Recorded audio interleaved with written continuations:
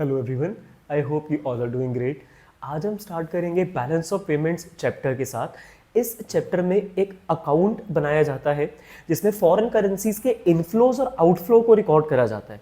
Example के लिए, अगर हम इंडिया से बाहर कोई प्रोडक्ट एक्सपोर्ट करते हैं और पेमेंट हमें फॉरेन करेंसी में रिसीव होती है, डिपेंड्स अपॉन हमने कौन सी कंट्री में प्रोडक्ट एक्सपोर्ट करा है। लेट्स से आपने इंडिया से एक लैपटॉप अमेरिका में एक्सपोर्ट करा और पेमेंट आपको रिसीव हुई डॉलर में, तो इस ट्रांजैक्शन को हम रिकॉर्ड करेंगे क्रेडिट साइड में। क्रेडिट साइड में उन ट्रांजैक्शन को रिकॉर्ड करा जाता है बैलेंस ऑफ पेमेंट में जिनसे फॉरेन करेंसी का इनफ्लो होता है, तो ये फेवरेबल मानी जाती है जनरली। बट जिन ट्रांजैक्शंस की वजह से फॉरेन करेंसी का आउटफ्लो होता है, जैसे अगर आपने लैपटॉप एक्सपोर्ट करने की जगह इंडिया में इंपोर्ट करवाया होता है अमेरिका से और पेमेंट आप डॉलर में करते, तो ऐसी ट्रांजैक्शन को हम रिकॉर्ड करते हैं डेबिट साइड में बैलेंस ऑफ पेमेंट अकाउंट में। तो it's a double entry system based account जिसमें फॉरेन करेंसी अगर बाहर जाती है तो डेबिट साइड पे रिकॉर्ड करी जाएगी, और फॉरेन करेंसी अगर इंडिया में रिसीव करी जाती है तो इसको हम क्रेडिट साइड पे रिकॉर्ड करेंगे। अब कुछ ट्रांजैक्शंस ऐसी होती हैं जो रेकरिंग होती हैं, बार बार रेगुलरली होती हैं, जिनसे हमारी कंट्री के एसेट्स और लायबिलिटीज पे कोई इंपैक्ट नहीं पड़ता। ऑन द अदर हैंड कुछ ट्रांजैक्शंस ऐसी होती हैं लाइक इन्वेस्टमेंट्स, बोरोइंग्स, लेंडिंग्स, जिनकी वजह से हमारी कंट्री के एसेट्स और लायबिलिटीज पे अफेक्ट पड़ता है। तो दोनों टाइप्स की ट्रांजैक्शन को डिफरेंट टाइप के अकाउंट में रिकॉर्ड करा जाता है। बीओपी अपने आप में एक अकाउंट है, बट इसमें भी दो पार्ट्स के अकाउंट आते हैं, एक करंट अकाउंट और दूसरा कैपिटल अकाउंट। दोनों के रूल्स सेम है। डेबिट साइड में फॉरेन करेंसी का आउटफ्लो रिकॉर्ड करा जाएगा, क्रेडिट साइड में फॉरेन करेंसी के इनफ्लोस को रिकॉर्ड करेंगे। तो मैं आपको इसका एक शॉर्ट समराइज वर्जन बता देता हूं। That name of the chapter is balance of payment account. ठीक है जी, बैलेंस ऑफ पेमेंट अकाउंट को शॉर्ट में बीओपी अकाउंट करके भी कहा जाता है, जिसके विद इन टू टाइप्स के अकाउंट आपको बनाने होते हैं। One account is called as current account, जिसमें हम recurring transactions like import export to and from abroad and remittances sent to abroad received from abroad, income like rent, dividend, profit received from abroad or paid to abroad, हम इस account में record करते हैं। But दूसरी transactions like borrowings from abroad, lendings to abroad, investments to and from abroad are recorded on the other type of account under BOP and that account is called as capital account. दोनों account को जब आप समझ लोगे तो दोनों को plus कर देंगे and then we will come at balance of payment account. तो let's start with the very first type of account under balance of payment account and that is called as current account. Accounts वाले students को पता है कि जो proforma बनाया जाता है उसमें एक डेबिट साइड होती है और एक क्रेडिट साइड होती है। जिन बच्चों को नहीं पता तो मैं उनको बता दूं, डबल एंट्री सिस्टम में दो साइड्स होती हैं, एक डेबिट होती है और एक क्रेडिट होती है। ठीक है बेटा, ये डेबिट है। फॉरेन करेंसी अगर इंडिया के बाहर जाएगी, जैसे हमने बाहर से कोई प्रोडक्ट इंडिया में इंपोर्ट करवाया तो पेमेंट बाहर हमें भेजनी पड़ेगी, तो उसको हम रिकॉर्ड करेंगे आउटफ्लो साइड पे। आउटफ्लो किस चीज का? फॉरेक्स का। ठीक है, आउटफ्लो किसका होता है? फॉरेन करेंसी का। और अगर फॉरेन करेंसी इंडिया में रिसीव होती है, इनफ्लो हो रहा है, फॉरेन एक्सचेंज, फॉरेन करेंसी हमें रिसीव होती है, तो ये अच्छी बात है, फेवरेबल है। तो अगर डेबिट साइड को देखेंगे तो ये यहां पर थोड़ी सी अनफेवरेबल है, क्योंकि फॉरेन करेंसी आपको पे करनी पड़ेगी, भेजनी पड़ेगी बाहर। बट क्रेडिट साइड से तो हमें फॉरेन करेंसी रिसीव होगी, ये तो अच्छी बात है, ये अच्छी साइड है। और जो ट्रांजैक्शंस इनमें इन्वॉल्व होंगी उनको हम रिकॉर्ड करेंगे इस साइड पे with the name of particulars. अब ये आपका रेडी हो चुका है प्रोफॉर्मा, और इनका जो भी बैलेंस निकल कर आता रहेगा उसको हम यहां पे रिकॉर्ड करते रहेंगे। ठीक है जी। अब मैं थोड़ा सा इसको शॉर्ट करूंगा ताकि एंट्रीज हम कर पाए कि कौन कौन से components we have to put under this account. So this is the type of account under BOP, that is current account. Foreign currency receive होगी क्रेडिट, फॉरेन करेंसी का आउटफ्लो होगा डेबिट। पहली ट्रांजैक्शन जो इसमें रिकॉर्ड करी जाती है, it is called as import export of goods. थोड़ा सा पेन का साइज छोटा करेंगे, बहुत स्पेस ऑक्यूपाई कर रहा है।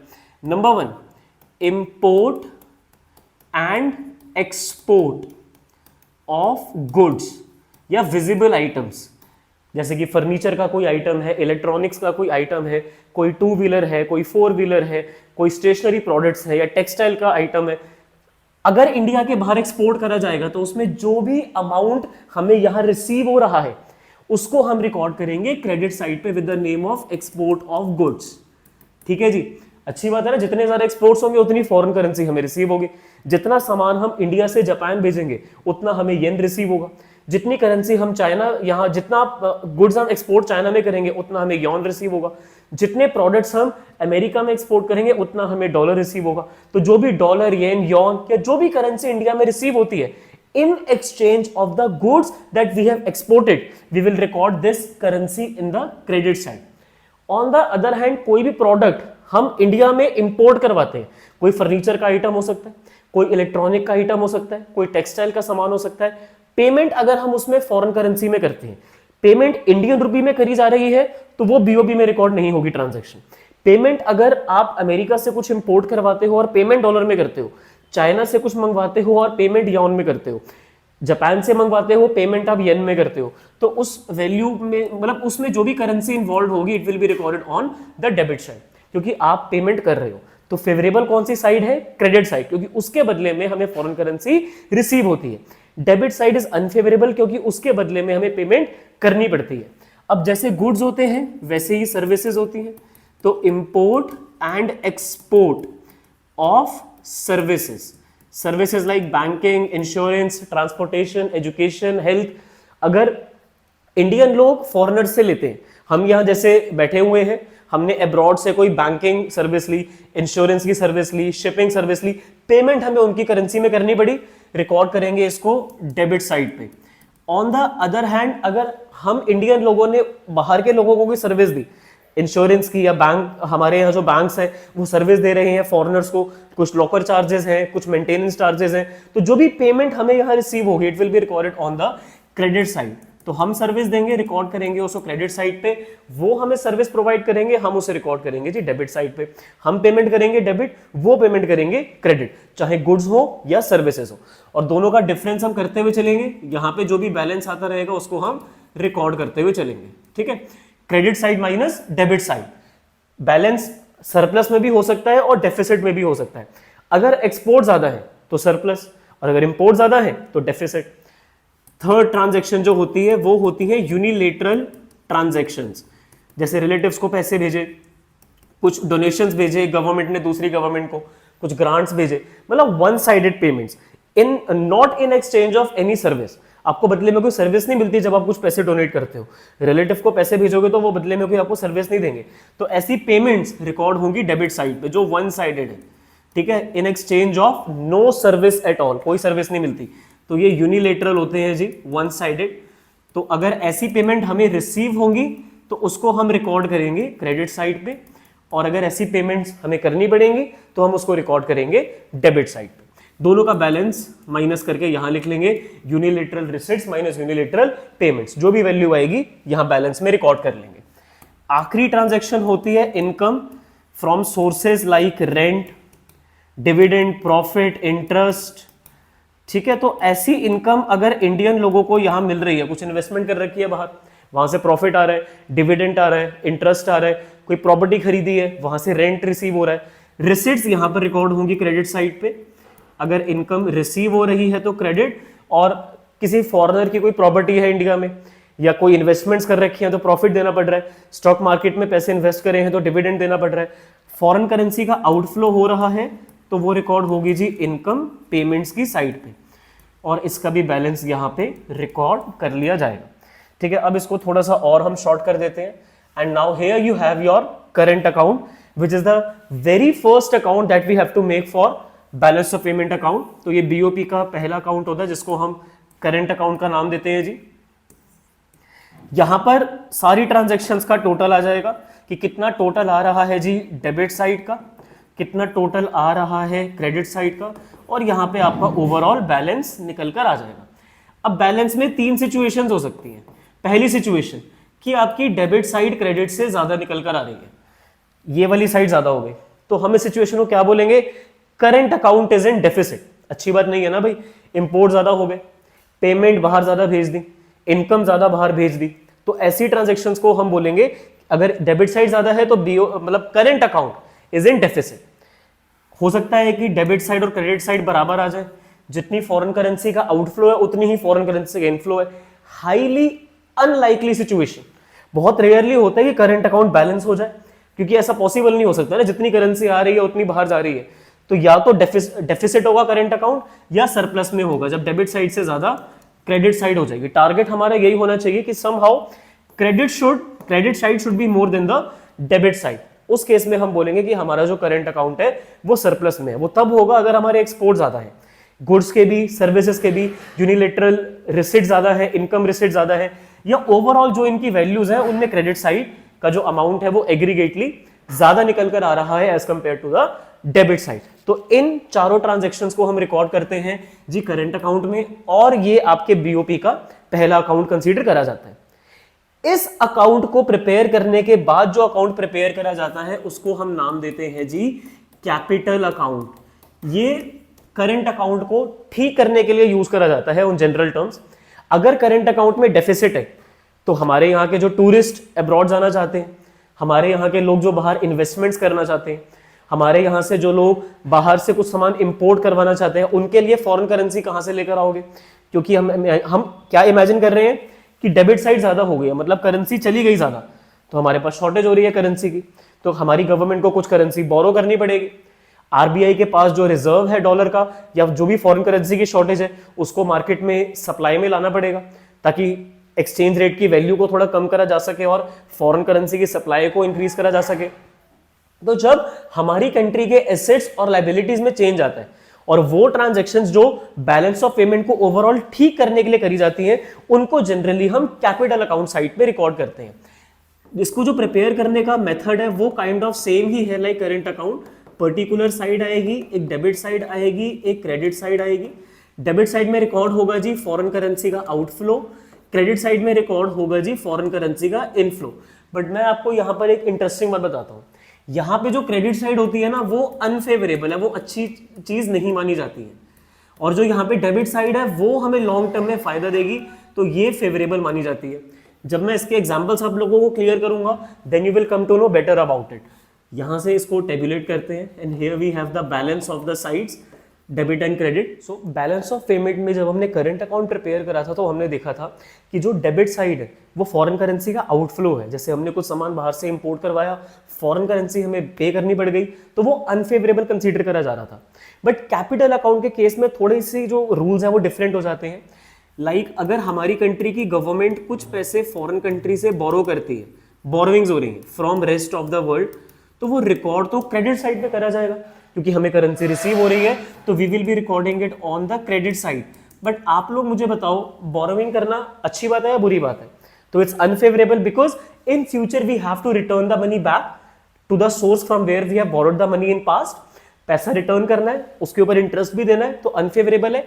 बट अगर हमने वही पैसे लोन में दिए होते, अगर हमारा करंट अकाउंट सरप्लस में चला जाता, अगर हमारे एक्सपोर्ट ज्यादा होते, अगर हमारे पास इनकम ज्यादा रिसीव होती, हमारे रिलेटिव्स और फॉरेन कंट्री से हमें डोनेशंस और रेमिटेंसेस कुछ ज्यादा ही अमाउंट में आ जाते, तो सिचुएशन में हम एक्स्ट्रा पैसे लोन में दे सकते थे to rest of the world. बाकी कंट्रीज की गवर्नमेंट को लोन देते, हमारे लिए एसेट इंक्रीज होते। देखो, लोन देना एक एसेट का इंक्रीज है, पैसे उधार पे लेना लायबिलिटी का इंक्रीज है। दोनों का बैलेंस यहाँ पे रिकॉर्ड में आ जाएगा कि कितने पैसे उधार पे लिए और कितने पैसे उधार पे दिए।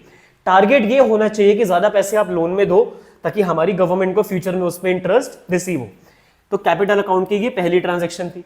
सेकेंड ट्रांजैक्शन, एक तरीका तो पैसे बोरो करना होता है या पैसों को लोन में देना होता है, दूसरा तरीका होता है आरबीआई के रिजर्व्स में चेंज करना, change in forex reserves of RBI.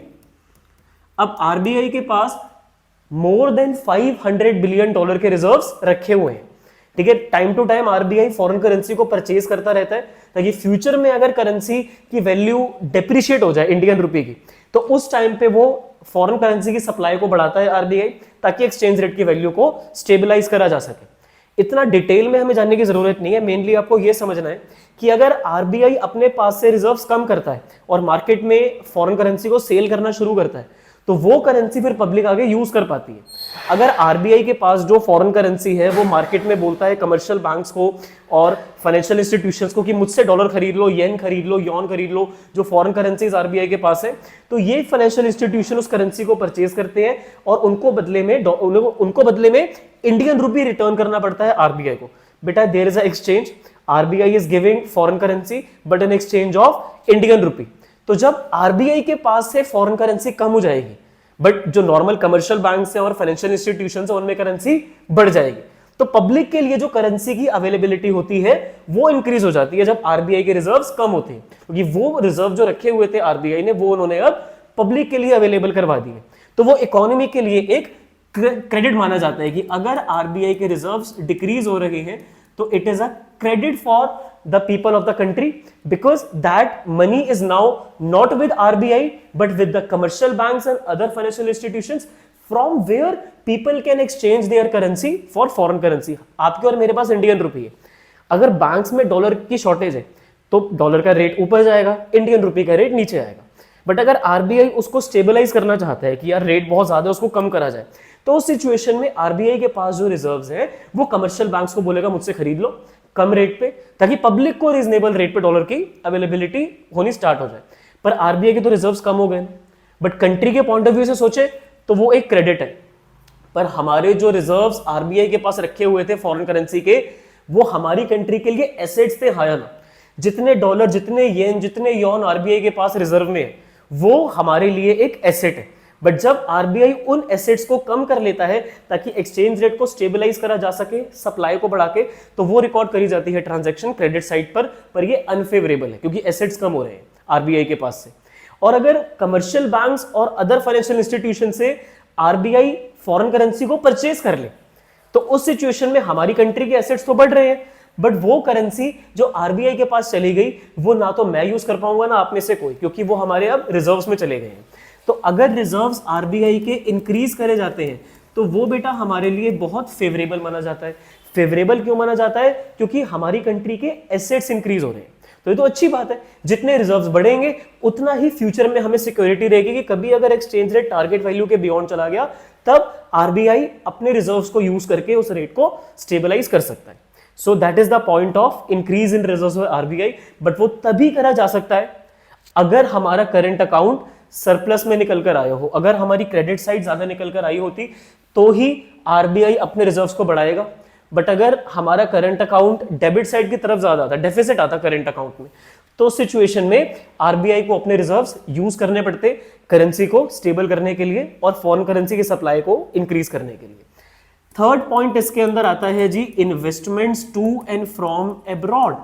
हमारे रेजिडेंट्स बाहर इन्वेस्टमेंट भी कर सकते हैं और बाहर के रेजिडेंट्स इंडिया में भी इन्वेस्टमेंट कर सकते हैं। रेस्ट ऑफ द वर्ल्ड से इन्वेस्टमेंट आ रही है, ये रेस्ट ऑफ द वर्ल्ड में इन्वेस्टमेंट जा रही है।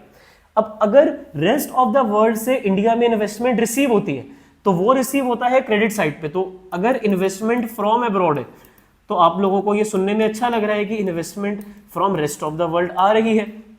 बट जब इन्वेस्टमेंट इंडिया में आती है तो वो हमारे यहाँ लैंड परचेज करते हैं, हमारे यहाँ फर्नीचर परचेज करते हैं, इलेक्ट्रॉनिक्स आइटम परचेज करते हैं, तो हमारा एरिया जाता है, हमारे एसेट्स जाते हैं। बट फॉरेन करेंसी का इनफ्लो होता है तो वो क्रेडिट साइड पे रिकॉर्ड करी जाती है। बट जब हमारे इंडियन रेजिडेंट्स बाहर इन्वेस्टमेंट करते हैं तो भाई हमारे तो एसेट्स और बढ़ेंगे ना। हमारे यहाँ के लोग जब बाहर प्रॉपर्टीज खरीदेंगे, फर्नीचर इलेक्ट्रॉनिक्स के आइटम खरीद के बिजनेस शुरू करेंगे, तो इन्वेस्टमेंट टू अब्रॉड से एसेट्स इंक्रीज होते हैं। ठीक है, इन दोनों आइटम्स का भी बैलेंस यहाँ पर रिकॉर्ड करा जाएगा, इसका भी बैलेंस यहाँ पे रिकॉर्ड करा जाएगा। यहाँ पर हमारा टारगेट होना चाहिए कि डेबिट साइड ज्यादा हो। कैपिटल अकाउंट में डेबिट साइड अच्छी कंसीडर करी जाती है, बट फिर भी डेबिट में करेंसी का तो आउटफ्लो ही हो रहा है ना। बट कोई बात नहीं, उससे लॉन्ग टर्म में फायदा है। इन्वेस्टमेंट आज हो रही है, फायदा फ्यूचर में मिलेगा। अब पैसे उधार पे आज दे रहे हो, फायदा फ्यूचर में मिलेगा। आरबीआई अपने रिजर्व्स को इंक्रीज कर रहा है, इमरजेंसी में उस रिजर्व को यूज करा जा सकता है। तो there is nothing to be sad about अगर यहाँ पे डेबिट साइड की वैल्यू ज्यादा निकल कर आती है। लॉन्ग टर्म में तो फायदे ही फायदे हैं। तो यहाँ पे टोटल रिकॉर्ड करा जाएगा, फिर डेबिट साइड का टोटल यहाँ पर आएगा, क्रेडिट साइड का टोटल यहाँ पे आएगा और ओवरऑल बैलेंस यहाँ पर रिकॉर्ड करा जाएगा। जनरली कैपिटल अकाउंट को डेफिसिट और सरप्लस में बोला नहीं जाता है क्योंकि इसका एक्चुअली डेफिसिट कहीं ना कहीं अच्छा है। हम ये चाहते हैं कि क्रेडिट साइड तो कम रहे, तो that is why we generally avoid saying कि कैपिटल अकाउंट में डेफिसिट है या फिर सरप्लस है। We generally are interested into current account deficit and current account surplus. उसके बेसिस पे गवर्नमेंट ये दोनों एक्शंस लेती है। बट जो इन्वेस्टमेंट्स है कैपिटल अकाउंट में और ये जो सारी की सारी ट्रांजैक्शंस है करंट अकाउंट में, लोग इनको करते हैं अपने पर्सनल वेलफेयर के लिए। तो कुछ ट्रांजैक्शंस ऑटोनॉमस है, कुछ ट्रांजैक्शंस अकोमोडेटिंग है। इनके बारे में डिटेल में मैं बात करूंगा इस चैप्टर के पार्ट 2 वाले वीडियो में। This was the very part 1 of this chapter, जिसमें हमने बात करी करंट अकाउंट और कैपिटल अकाउंट के कंपोनेंट्स के बारे में।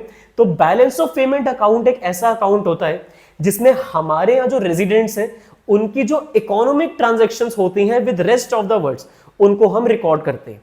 और जिस अकाउंट में रिकॉर्ड करते हैं वो बीओपी होता है। It's a double entry account, एक डेबिट साइड और एक क्रेडिट साइड। डेबिट साइड में रिकॉर्ड करी जाती है फॉरेन करेंसी जब इंडिया से बाहर जाती है आउटफ्लो, क्रेडिट साइड में रिकॉर्ड करते हैं जब इंडिया में फॉरेन करेंसी आती है, फॉरेन करेंसी का इनफ्लो।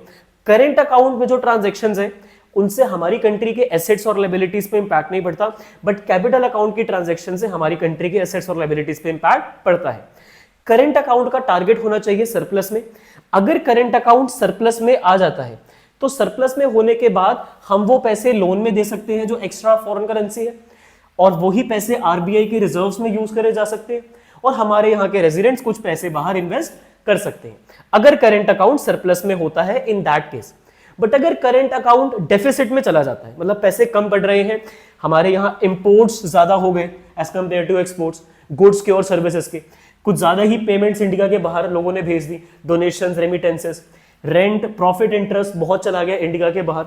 उस सिचुएशन में हमारी गवर्नमेंट को स्टेबलाइज करने के लिए कुछ पैसे फिर बोरो करने पड़ सकते हैं, आरबीआई को अपने रिजर्व्स कम करने पड़ सकते हैं, और हम कोशिश करेंगे कि बाहर से इन्वेस्टमेंट्स इंडिया में हम लेकर आ पाए। उसके लिए हो सकता है कि हमें इंडियन रुपी को डीवैल्यू करना पड़े, वैल्यू गिरानी पड़े, ताकि इन्वेस्टमेंट्स हम बाहर से एनकरेज कर पाए इंडिया में। I believe current account and capital account components are clear to all of you. ये इस चैप्टर का 50% का पोर्शन था। नेक्स्ट लेक्चर में मैं 50% पोर्शन दोबारा अपलोड करूंगा, but it will be less time consuming. ये थोड़ा मेजर पार्ट था but not the main part of the chapter. Autonomous and accommodating items are equally important in this chapter, so don't miss the part 2 lecture. Current account और capital account में किसी भी transaction में doubt है तो बेटा मुझसे कमेंट सेक्शन या इंस्टा हैंडल पे जरूर पूछना। एक बात बिफोर यू लीव, एक बोनस बात, आरबीआई के जो रिजर्व्स होते हैं उसमें इंक्रीज या डिक्रीज का एक नाम और भी होता है, ऑफिशियल रिजर्व ट्रांजैक्शंस। तो डोंट वरी, अगर आपको आ जाता है ये पॉइंट एक्सप्लेन करो, ऑफिशियल रिजर्व ट्रांजैक्शंस। तो official reserve transactions refer to increase और decrease in forex reserves by RBI. So forex reserves with RBI are considered as assets for the country. हमारे लिए तो एसेट्स है, तो उनमें अगर इंक्रीज होता है तो वो हमारे लिए डेबिट है। क्यों? क्योंकि वो करेंसी फिर आप और मैं यूज नहीं कर पाएंगे, वो आरबीआई ने अपने रिजर्व में रख ली। ऑन द अदर हैंड, अगर इन रिजर्व्स में डिक्रीज आता है, आरबीआई अपने रिजर्व्स को कम कर लेता है, it will be recorded on the credit side of capital account. क्योंकि जब आरबीआई के रिजर्व्स कम हो रहे हैं तो वो पैसे बैंक्स में आ गए, वो पैसे आप और मैं यूज कर पाएंगे, that is what is recorded on the credit side, although it is unfavourable. अब किसी को डाउट है तो कमेंट सेक्शन के इंस्टा हैंडल पे पूछ लेना। Thank you for listening to me so patiently. Don't miss the second part. Have a nice day.